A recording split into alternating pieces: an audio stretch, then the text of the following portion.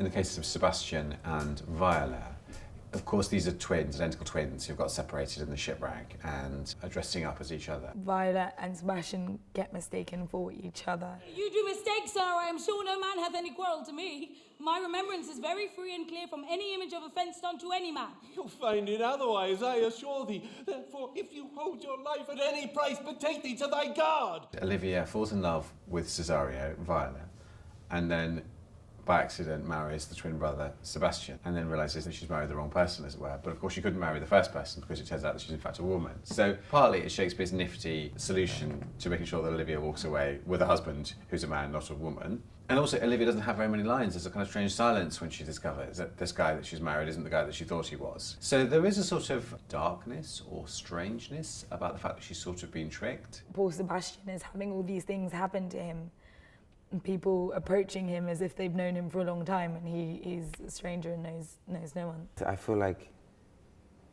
the whole case of mistaken identity is as a catalyst for him, for Sebastian to question everything, because he's lost everything, and it's usually at those points where we start to question, you know, our whole lives. What relish is in this? How runs the stream? Or I am mad, or else this is a dream. Let fancy still my sense in Lethe steep. If it be thus to dream, still let me sleep. Nay, come, I prithee. He's in a place where so many young men are kind of in the sense of being lost and having questions thrown up about yourself that you never thought you'd have to answer. And things like, you know, your sexuality and stuff like that. And I feel like you never really get a full answer, but I think he's definitely a little bit closer to it by the end of it. I think possibly Shakespeare is making a comment that often we suppress parts of ourselves to make life easier.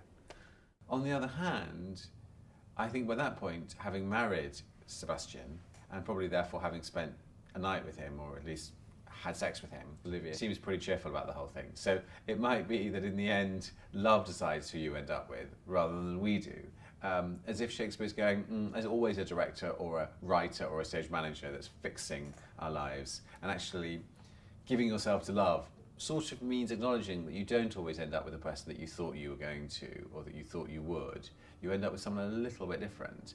And actually, isn't that what also love is? Realising that the person that you love is not quite the person you thought they were.